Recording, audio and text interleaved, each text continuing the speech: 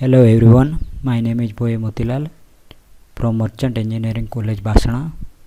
આજે આપણે જોઈશું થર્ડ સેમેસ્ટરનો કંટ્રોલ સિસ્ટમ થિયરી સબ્જેક્ટ. તો એની ટોટલ ક્રેડિટ છે એ 4 છે. કંટ્રોલ સિસ્ટમ થિયરીની અંદર ટોટલ 5 ચેપ્ટર છે. એની અંદર પહેલું ચેપ્ટર છે એ introduction to control problem, time response analysis. ત્રીજું છે ફ્રીક્વન્સી રિસ્પોન્સ એનાલિસિસ. ચોથું છે ઇન્ટ્રોડક્શન ટુ કંટ્રોલર ડિઝાઇન. પાંચમું છે સ્ટેટ વેરિયેબલ એનાલિસિસ. આજે આપણે જોવાનું છે એ પહેલું chapter introduction to control problem, એટલે કંટ્રોલ સિસ્ટમની અંદર કંટ્રોલ કરવા માટે કયા કયા પ્રોબ્લેમ આવે, કેવી રીતના એને ડિઝાઇન કરી શકાય, વર્કિંગ કરી શકાય, તો એ આપણે શીખવાનું છે આજે. તો સૌથી પહેલાં આપણે એનો આ સિલેબસ જોઈ લઈએ કે સિલેબસની અંદર તમે જોઈ શકો છો કે અલગ અલગ ટોપિક છે. Industrial control example, mathematic model of physical system, control hardware and their models, transfer function models of linear time invariant system. અને બીજી પછી આવે ફીડબેક કંટ્રોલ સિસ્ટમ. એની અંદર open loop and close loop system આવશે, benefits of feedbacks and block diagram algebra. તો આ જે આવશે એ પહેલા ચેપ્ટરની અંદર આવશે ઇન્ટ્રોડક્શન ટુ કંટ્રોલ પ્રોબ્લેમ. તો આપણે હવે એને જોઈએ. તો પહેલું ચેપ્ટર છે એ આપણે જોઈએ.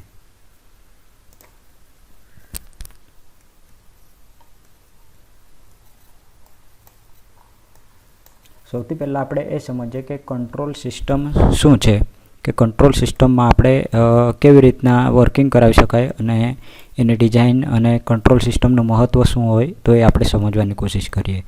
હવે આપણે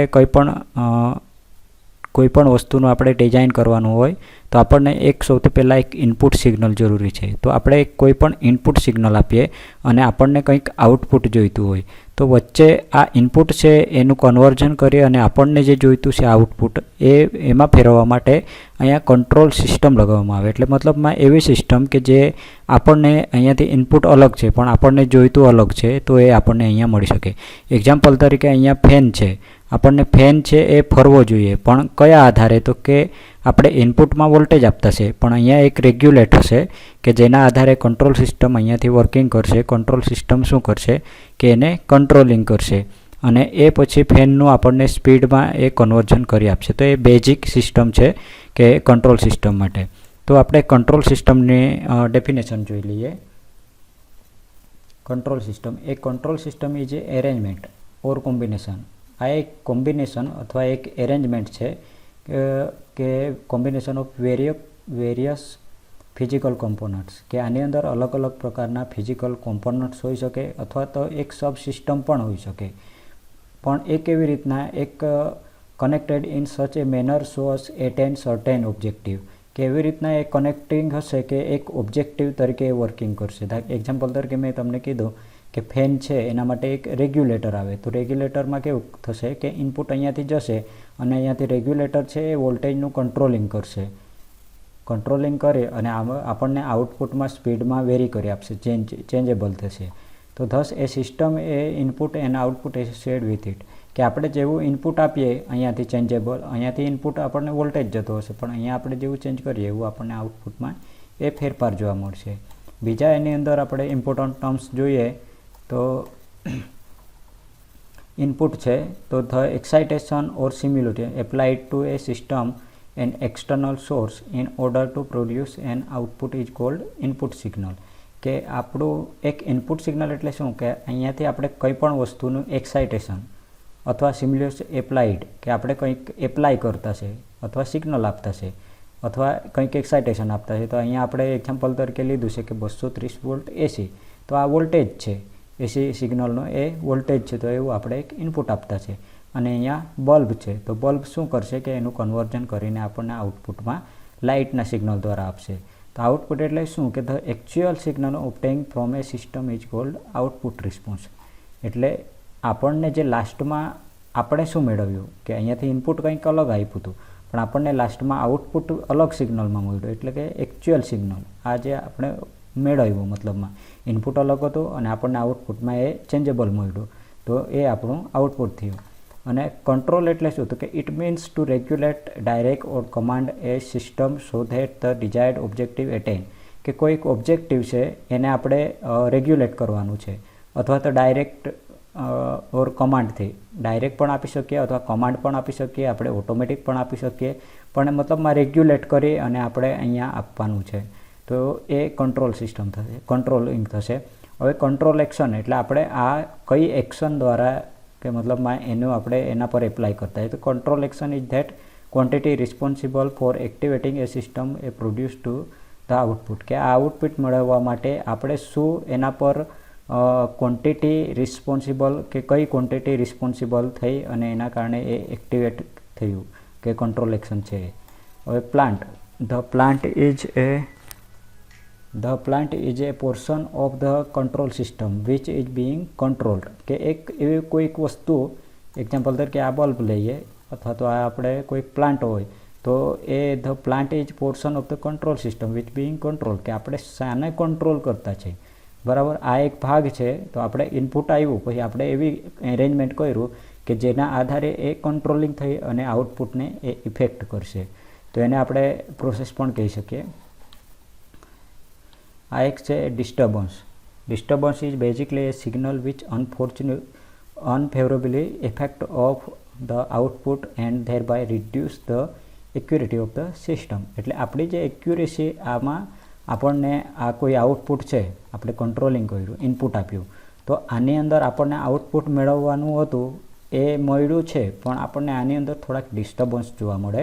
તો એ ડિસ્ટર્બન્સ કે આપણને જોઈતા નહોતા પણ આવી ગયા છે, તો આપણે એની અંદર કેવું કે એ ડિસ્ટર્બન્સને કાઢી પણ નથી શકતા. તો એ જે કહેવાશે એ ડિસ્ટર્બન્સ કહેવાશે, કે બેઝિકલી સિગ્નલ વિચ અનફેવરેબલી, કે આપણને નથી જોઈતા પણ એ આવી ગયા છે. કેમ આવ્યા છે? તો કે આ કંટ્રોલ કર્યું એના કારણે એ આવ્યા છે.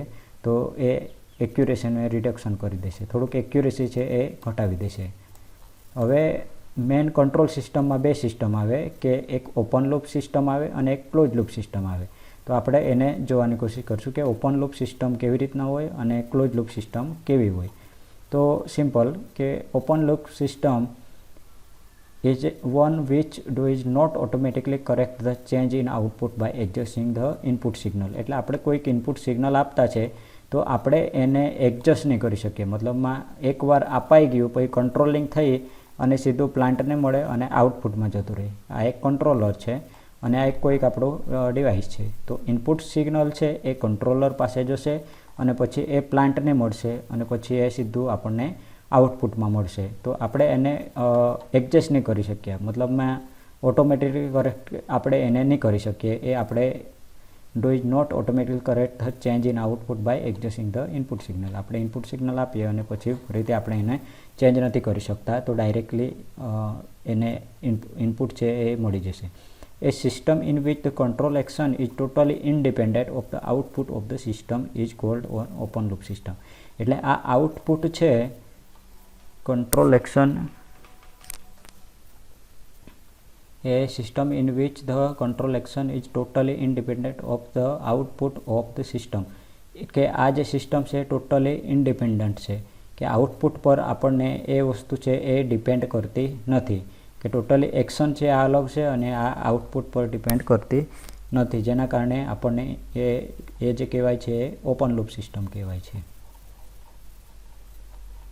એક્ઝામ્પલ તરીકે લઈએ, very common example of open loop system કે ફેનમાં કેવું થશે કે ઇનપુટ સિગ્નલ આપણે આપશું, રેગ્યુલેટર એ શું રેગ્યુલેટ કરશે વોલ્ટેજને અને પછી ફેનને આપશે અને આપણને આઉટપુટમાં આરપીએમ ચેન્જેબલ મળશે.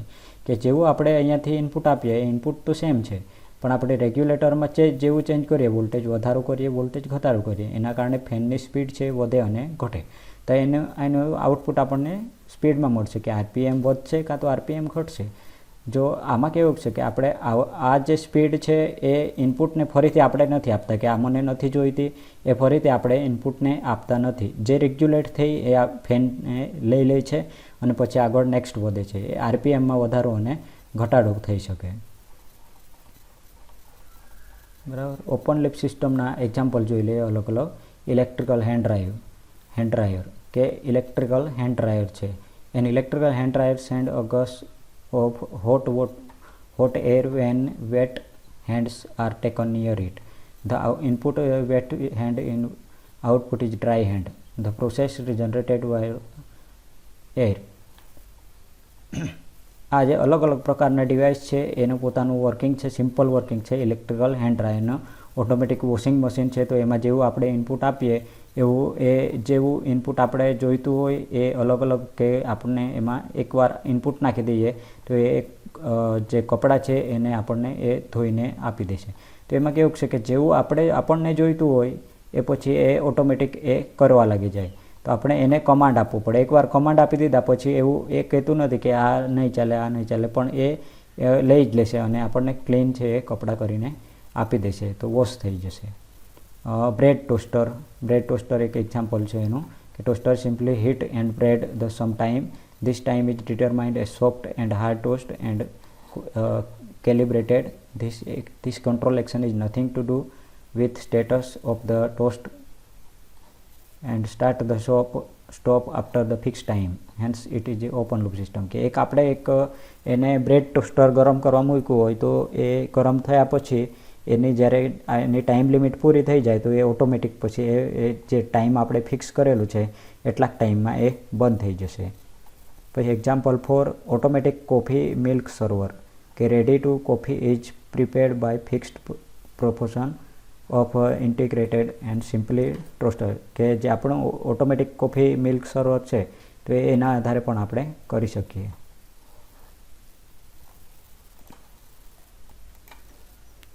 આપણે જોઈએ કે આ ઓટોમેટિક કોફી મિલ્ક સર્વર. હવે એના પછી આપણે જોઈએ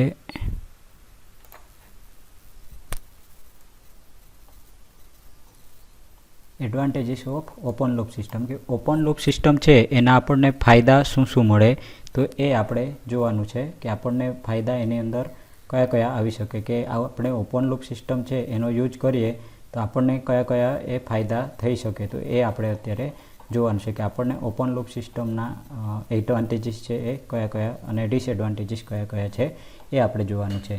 તો they are simple construction. Advantages છે તો એ they are simple in construction and design. કે ઓપન લૂપ સિસ્ટમની કન્સ્ટ્રક્શન એન્ડ ડિઝાઇન છે ને એ સિમ્પલ છે.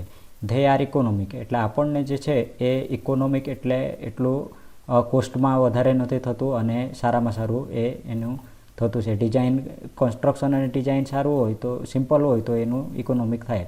ઇઝી મેન્ટેનન્સ, કે આ કન્સ્ટ્રક્શન એન્ડ ડિઝાઇન સિમ્પલ છે તો એટલા માટે એનું મેન્ટેનન્સ છે એ ઇઝી થઈ જશે, એટલે મતલબમાં ઓછું મેન્ટેનન્સ થશે ઓપન લૂપ સિસ્ટમની અંદર.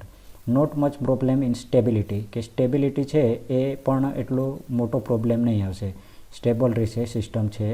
હવે ડિસએડવાન્ટેજીસ છે inaccurate and unreliable because accuracy is depend on accuracy of calibration. કે ઇનએક્યુરેટ મતલબ એક્યુરેસી છે આપણને એ જે ચોકસાઈ આપણને મળવી જોઈએ કે રિલાયબલ હોવું જોઈએ તો એ એટલું આપણને મળતું નથી. કેમ નથી મળતું? કે dependent of the accuracy of calibration. Inaccurate results are obtained with parameter variation, internal disturbance. કે ઇન્ટરનલ ડિસ્ટર્બન્સ કંઈ પણ થાય તો આપણે એને ચેન્જેબલ નથી કરી શકતા, તો એના માટે ઇનએક્યુરેટ રિઝલ્ટ આપણને થોડાક જોવા મળશે. To maintain quality and accuracy recalibration of the system is necessary for time to time. કે આપણે એનું મેન્ટેનન્સ છે એ ક્વોલિટી અને એક્યુરેસી છે એ ટાઈમ ટુ ટાઈમ આપણે એનું ચેક કરવું પડે, કારણ કે ઓપન લૂપ સિસ્ટમ છે એની અંદર આપણને દરેક વસ્તુ કે એકવાર ઇનપુટ આપ્યા પછી આપણને આઉટપુટમાં ડાયરેક્ટલી મળશે. હવે એના પછી આપણે જોઈએ ક્લોઝ લૂપ સિસ્ટમ. કે ક્લોઝ લૂપ સિસ્ટમમાં કેવું છે કે a system which the control action is dependent on the output is called a close loop system. In close loop systems the output is constantly monitored and adjust to the required value by the system. A generalize block diagram, આ આપણે generalise block diagram છે એ જોઈ શકીએ. હવે આની અંદર કેવું છે કે આપણે ઇનપુટ આપીએ પછી એના પછી ટ્રાન્સડ્યુસર હોય. ટ્રાન્સડ્યુસર શું કરશે કે એક ઇનપુટ છે, કોઈ વોલ્ટેજ છે તો એનું બીજા ફિઝિકલ ફોર્મમાં એ ફેરવી નાખશે, અથવા કંઈક અલગ છે પ્રેશર છે તો એનું પણ વોલ્ટેજમાં આપણે ફેરવી શકીએ. આ ટ્રાન્સડ્યુસર એક ઇનપુટનું બીજા ઇનપુટમાં કન્વર્ઝન કરી આપશે. અહીંયા છે આ સમિંગ પોઈન્ટ છે કે આપણને બે સિગ્નલ છે એ એડ કરી આપશે. એક અહીંયાથી નીચેથી સિગ્નલ આવશે અને એક અહીંયાથી સિગ્નલ આવશે. આ આરટી છે એ રેફરન્સ સિગ્નલ હશે, આ જે ઈટી છે એ એરર સિગ્નલ હશે, બીટી છે એ ફીડબેક સિગ્નલ હશે. તો શું કરશે કે આ સમિંગ પોઈન્ટ છે એ ભેગા કરશે અને અહીંયાથી પહેલાં આપણે ઉપરની સિસ્ટમ સમજી લઈએ કે ઇનપુટ આપ્યું, ટ્રાન્સડ્યુસર પાસે ગયું કે કોઈક બીજા સિગ્નલમાં કન્વર્ઝન થયું, એ ગયું કંટ્રોલર પાસે કે આપણે જે વસ્તુનું કંટ્રોલિંગ કરવાનું છે એના પાસે ગયું. કંટ્રોલિંગ પછી પ્લાન્ટ એટલે કોઈ આપણે એક ડિવાઇસ છે કે જે પણ છે, ફેન છે ધારો કે, તો એ પ્લાન્ટ કહેવાશે. તો અહીંયાથી એ કંટ્રોલિંગ કરી અને આને સિગ્નલ મળશે. એ સિગ્નલ પછી આઉટપુટ સિગ્નલ પાસે જશે સીટી.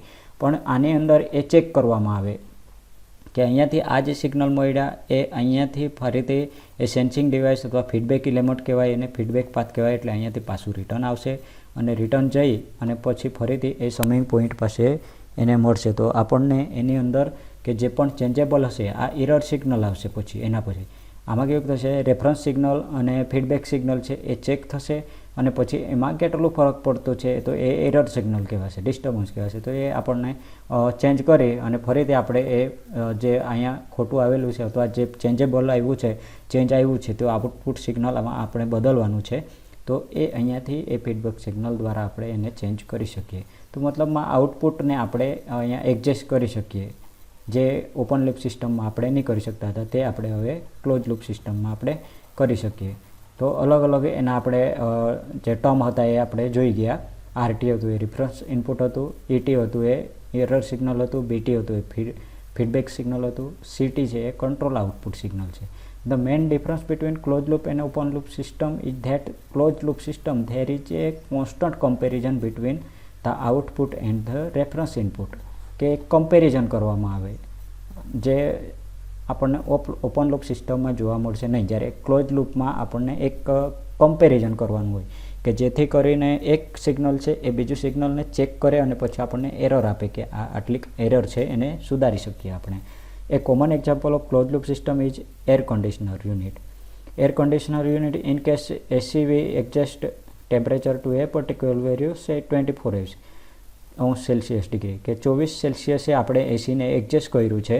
પછી the AC gives out cool air with cools the room.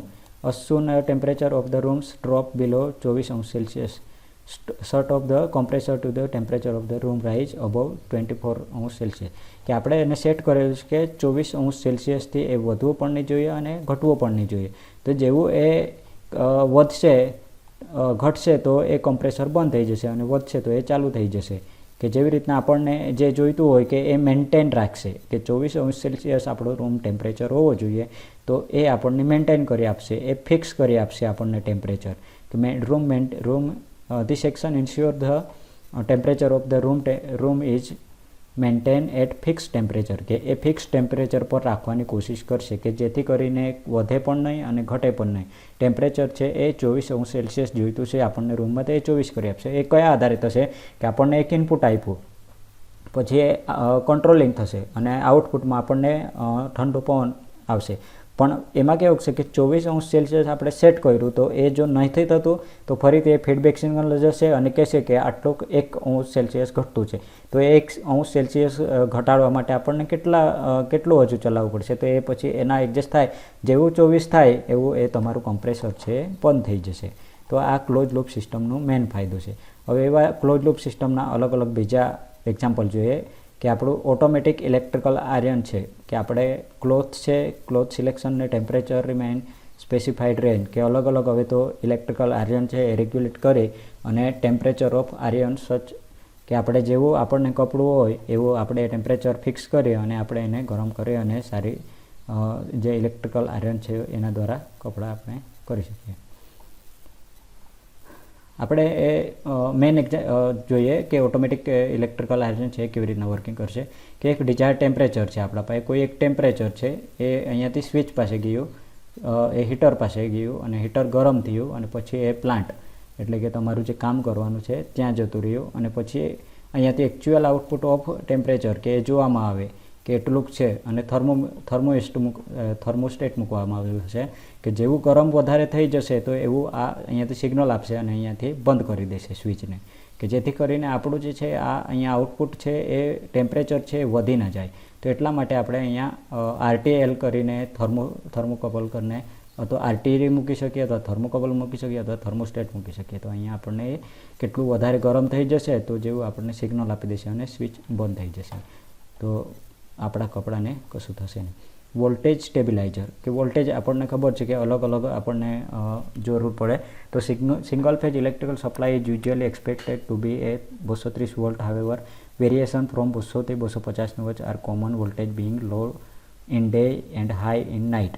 કે આપણને લો આપણને નાઇટમાં ડેમાં મળતું હોય અને હાઈ નાઇટમાં મળતું હોય તો આપણે 230 વોલ્ટ આપણે વેરી રાખવાનું છે કે એટલું જ આપણે રાખવાનું છે, એનાથી આસપાસ થોડુંક રહેવું જોઈએ. તો આપણે 200 થી 250ની વચ્ચે આપણે એ વોલ્ટેજને આપણે ચેન્જ કરી શકીએ કે જેટલું આપણને વધારે વોલ્ટેજ જોઈતું હોય તો વધારે કરી શકીએ, ઓછો જોઈતું હોય તો ઓછું કરી શકીએ. તો એ કયા આધારે થશે એ આપણે અહીંયાથી પ્રિન્સિપલ ઓફ વોલ્ટેજ સ્ટેબિલાઇઝરના અંદર જોઈએ કે variable input voltage 230 volt 50 hertz આ વેરિયેબલ છે, અલગ અલગ હોઈ શકે. તો અહીંયાથી 230 વોલ્ટ 50 હર્ટ્ઝ અહીંયાથી જશે અને પછી અહીંયા સેટ કરવામાં આવ્યો છે કે 200 વોલ્ટ એક તો અને 230 વોલ્ટ અને એક 250 વોલ્ટ કે અહીંયાથી આપણું તે જતું હશે કે અહીંયાથી ફિક્સ્ડ આઉટપુટ. પછી આપણને જે 230 જોઈતું છે તો અહીંયાથી આપણે જો એનો પ્રોબ છે એ 230 પર લગાવી દીધો હશે કે સિલેક્ટ 230 કર્યું હશે તો આપણને ફિક્સ્ડ આઉટપુટ વોલ્ટેજ 230 જ મળશે. જો 200 સિલેક્ટ કરી દઈએ તો 200 જ મળશે, 250 સિલેક્ટ કરી દઈએ તો 250 મળશે. તો આ જે છે આ બાજુ વેરિયેબલ રહેશે પણ આ બાજુ ફિક્સ થઈ જશે 230 વોલ્ટ. આપણને જે જોઈતું હોય આ બાજુ ચેન્જેબલ હતું તો એ આપણને ફીડબેક સિસ્ટમ દ્વારા જાણી શકીએ કે એમાં કેટલું ચેન્જ થતું છે અને એ પછી ફરીથી એ ગણી અને ફરીથી આપણને એ વસ્તુનું ફિક્સ કરી આપશે. એક એક્ઝામ્પલ છે વોલ્ટેજ સર્વો મોટર, સર્વો વોલ્ટેજ સ્ટેબિલાઇઝર કે અલગ અલગ પ્રકારના વોલ્ટેજ સ્ટેબિલાઇઝર છે.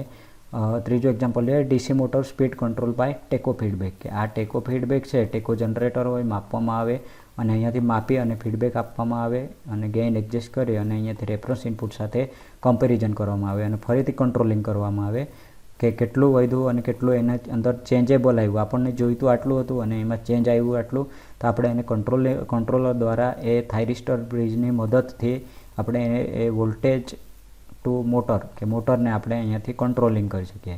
જેટલું આપણને અહીંયા સ્પીડ જોઈતી હોય એટલું આપણે અહીંયાથી ચેન્જેબલ કેટલું આવ્યું એટલું કંટ્રોલિંગ કરી અને ફરીથી આપણે મોટરને આપી શકીએ અને એના દ્વારા આપણને એનું કંટ્રોલિંગ સ્પીડ કંટ્રોલ છે એ કરી શકીએ. એક એક્ઝામ્પલ છે મિસાઇલ લોન્ચર્સ કે when a enemy planes enters the premises it is detected by radar કે આપણને મિસાઇલ લોન્ચર કેવું કે રડારની અંદર કોઈ એક દુશ્મનનું કોઈ પ્લેન આવતું છે તો એ રડારમાં આપણને એ ડિટેક્ટ કરશે. Signal are sent to missile launching computer and missile is fired કે સિગ્નલ છે એ સેન્ટ ટુ મિસાઇલ લોન્ચિંગ કે ત્યાંનું કમ્પ્યુટર છે એને સિગ્નલ આપશે કે આ એક રડારમાં સિગ્નલ આવેલું છે કે એનિમી પ્લેન છે તો એના દ્વારા આપણે અને પછી એ સિગ્નલ મળશે તો મિસાઇલ ઇઝ ફાયર્ડ કે એ ઓટોમેટિક મિસાઇલ ફાયર્ડ થઈ જશે. The radar continuously track the plane and direct the released missile સચ that the error the position missile and plane is reduced કે એને પ્લેનને આપણે પછી એ નીચે પાડી શકીએ. તો આવી રીતના એનું એક આપણને ડાયાગ્રામમાં બતાવેલું છે કે કોઈક જતું છે પ્લાન તો આપણે એનું કેટલુંક કેવી રીતના છે એ ડિટેક્ટ કરશે. પહેલાં આ ટ્રેકિંગ કંટ્રોલ છે એ ટ્રેક કરશે અને પછી લોન્ચ ધ કમ્પ્યુટર અને લોન્ચ કમાન્ડ કે આપણને અહીંયાથી કમ્પ્યુટર છે એ લોન્ચરને કહેશે કે કમાન્ડ કરી દો અને અહીંયાથી આપણને એમ્પ્લીફાયર દ્વારા લોન્ચ કમાન્ડ મળશે અને પછી લોન્ચ સિગ્નલ છે એ અહીંયા આપણને જો ગણતરી કરેલી હશે કે એકચ્યુઅલ પોઝિશન અહીંયા છે પણ જ્યારે એ અહીંયા આવશે લોન્ચ થશે તો એ એક કેલ્ક્યુલેટ પાથ અહીંયા ફ્લાઇટ પાથ આવી રીતના છે તો કેલ્ક્યુલેટ કરી અને મિસાઇલને અહીંયા જવા દેશે. કારણ કે અહીંયા જઈશું તો આપણું એ મિસ ફાયર થઈ જશે, જ્યારે અહીંયા આવશે તો એ બરાબર ફાયર થશે. તો એટલા માટે એ ક્લોઝ લૂપ સિસ્ટમની પણ મહત્ત્વ કે આપણે એ ફીડબેક સિગ્નલ છે એના દ્વારા આપણે એ જે એકચ્યુઅલ આઉટપુટ સિગ્નલ છે એને આપણે ચેન્જ કરી શકીએ, એટલા માટે એની જરૂર પડે. આ એક એક્ઝામ્પલ છે sun seeker solar system. To get maximum benefit for solar rays, photolite array and run such the faces the sun always. The actual position of sun continuously checked and feedback. The position photo cells change accordingly feedback. એટલે આપણે કેવું છે સૂર્ય છે અને આ એક આપણા પાસે એની સોલર પ્લેટની પોઝિશન હશે તો આના આધારે જેવી રીતના સૂર્ય જાય છે એંગલ સેટ કરવામાં આવશે અને અહીંયાથી પછી એ અલગ અલગ ફેરવવામાં આવશે કે આ રીતના સેટ કરીએ તો આપણને જે સોલર રેઝ છે એ કન્ટિન્યુઅસલી મળશે અને મેક્સિમમ મળશે. એના આધારે આપણને જે પાવર મળવો જોઈએ એ વધારે મળશે. તો એના માટે અહીંયા કંટ્રોલર હશે, પોઝિશનર હશે અને પોઝિશન ફીડબેક હશે. તો એના દ્વારા આપણે અલગ અલગ કરી શકીએ. Advantages and disadvantages of close loop system, કે ક્લોઝ લૂપ સિસ્ટમના આપણે એડવાન્ટેજીસ અને ડિસએડવાન્ટેજીસ જોઈ લઈએ. કે એની એક્યુરેસી છે એ વેરી હાઈ હશે, એની એરર અરાઇઝિંગ ઇઝ કરેક્ટેડ, કે એક્યુરેસી છે એ આપણે ચેન્જ કરી શકીએ, એરર છે એને દૂર કરી અને ફરીથી આપણે એને સારું કરી શકીએ.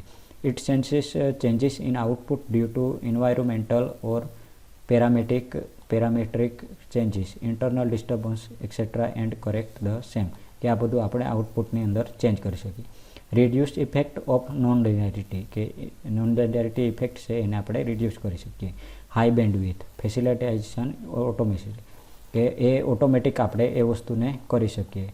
ડિસએડવાન્ટેજીસ જોઈએ તો complicated in design and maintenance, costlier, કે એની ક્લોઝ લૂપ સિસ્ટમ છે એ ડિઝાઇનમાં પણ કોમ્પ્લિકેટેડ છે એન્ડ મેન્ટેનન્સમાં પણ કોમ્પ્લિકેટેડ છે અને કોસ્ટલી પડે. સિસ્ટમ એ બી બીકમ અનસ્ટેબલ, કે એટલું સ્ટેબલ નથી, કે એની અંદર ચેન્જેબલ છે, કે આપણે એને ચેન્જેબલ કરી શકીએ. તો એ સિસ્ટમ છે એ અનસ્ટેબલ છે.